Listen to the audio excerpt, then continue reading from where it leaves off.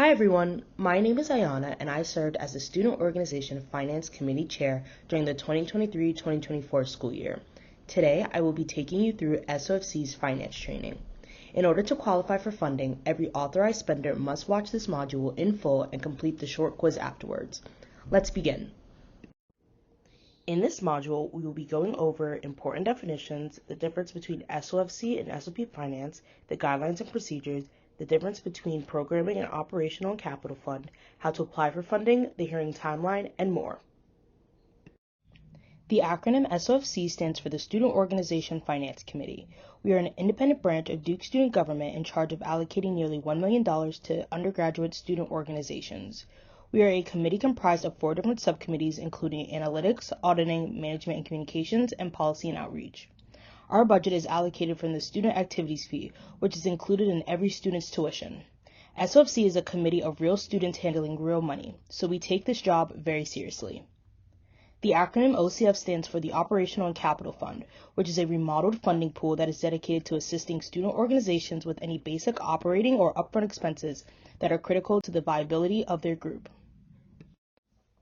Open membership is one of the 3 membership statuses a group can have.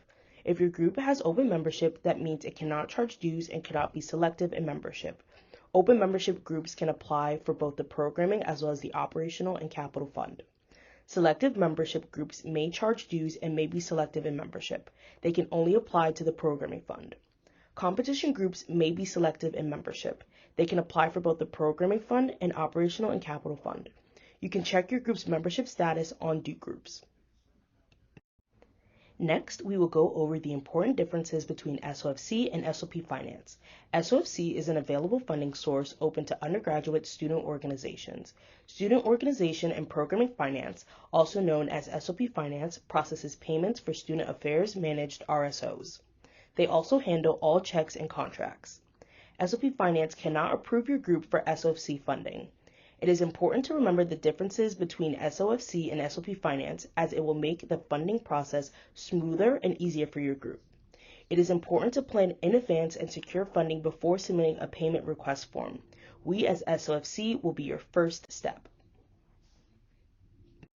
Let's move on to the differences between the Programming Fund and the Operational and Capital Fund. The Programming Fund has weekly hearings and supports undergraduate student organization events such as on-campus conferences and guest speakers, performances, space rentals, catering, and more. This fund is available to open, selective, and competition membership groups. It is mandatory that events funded by the Programming Fund are accessible, open, advertised, and free to all Duke undergraduates. Failure to meet these requirements will result in no funding. The Operational and Capital Fund has hearings once per semester and supports the acquiring, upgrading, and maintaining of physical assets such as tables, speakers, and storage. OCF can also aid in developing and providing groups with non-consumables, such as retreats, competition fees, and costumes. OCF is available to open membership and competition membership groups. Events funded by OCF can be closed to only group members. To responsibly apply for funding, it is essential to go over SOFC's guidelines and procedures, which can be found on the SOFC page of the Duke Student Government website. This manual is updated periodically, but especially during the summer break to reflect the input we've received both internally and externally. Every student officer should familiarize themselves with the manual, but especially the treasurer. We recommend bookmarking the Guidelines and Procedures page to easily access when filling out budget and funding requests, in order to refer to what we do and don't fund, as well as general rules. To responsibly apply for funding, it is essential to go over SOFC's Guidelines and Procedures, which can be found on the SOFC page of the Duke Student Government website. This manual is updated periodically, but especially during the summertime to reflect the input we received both internally and externally. Every student officer should familiarize themselves with the manual, but especially the treasurer. We recommend bookmarking the Guidelines and Procedures page to easily access when filling out funding requests, in order to refer to what we do and do not fund, as well as general rules. This next slide will explain how to apply for funding through submitting a budget request on Duke Groups. You'll start by logging into Duke Groups, then clicking the group icon on the top of the web page and looking up your group in the search bar. Once you are on your group's homepage, click on the budget icon and then click on the drop-down menu in the top left-hand corner and select your desired application. Next, you'll click on the budget request icon and then select the correct funding application in the budget request type drop-down menu. Finally, fill out the application in as much detail as possible and read all the questions in full. Let's go over the hearing timeline. Student groups must follow this timeline in order to receive funding in a timely manner. At least 3 to 4 weeks prior to your event, your group is planning your event and submitting the funding request. At least 3 weeks prior to an event, your group attends the programming and/or OCF hearing. By the end of the week, your group receives a decision on due groups. To see how much you were allocated and which items were approved, you must review the form you originally submitted. Monday after the hearing, the money is transferred to your group's account by the end of the day. Planning ahead is most important to ensure you're not paying out of pocket for an event that may not be funded by SOFC. It's important not to spend money before you have secured funding, whether from SOFC or other sources. This can and will result in your group going into overdraft, and your group will be unable to apply for funding until the amount is paid back. After you receive the funding in your group's account, you are able to set up a payment meeting with SOP Finance to purchase your line items. Make sure to complete SOP Finance's finance training in order to submit a payment request.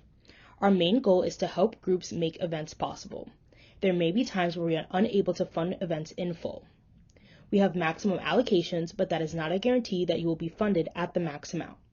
Our committee reviews every application and hearing carefully to ensure meaningful events happen on campus. Planning in advance will allow more time to shift plans or obtain additional funding if necessary. After you've held your event, you have 48 hours to submit a self-auditing form via due groups. Filling out this form will ensure both your group and SOFC has a clear picture of how the event went, how much money was spent, and how many people attended. Failure to complete this form will result in our inability to review future funding requests from your group. If there are unused funds from your event, you must also return that money before coming into your next hearing. This is an important step to ensuring we can fund as many groups as possible. Please note you may not use funding for any other category than what was requested. For example, if you were awarded $50 for food, it may only be used for food. In addition to completing the self-auditing form, if you have more than $5 left over, you must submit a payment request selecting transfer on the form to return funds back to us. Let's go over what SOFC doesn't do and doesn't fund. SOFC does not handle payments, contracts, or checks. That's SOP Finance's responsibility. SOFC also doesn't handle reimbursements. SOP Finance does. We do not retroactively fund groups, meaning we do not approve funding after a group has already purchased items and/or held their event. SOFC does not fund any item on the Student Affairs Prohibited Purchases list.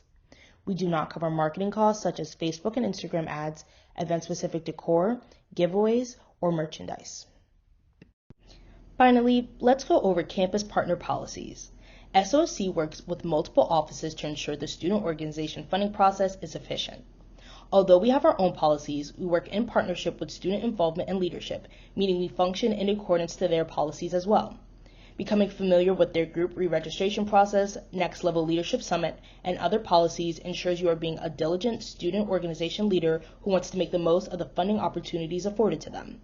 Also, a reminder to stay up to date by thoroughly reading through their weekly email correspondences. If you have any questions regarding group membership status, group requirements, or starting a new group, you can contact them directly at leadership@duke.edu.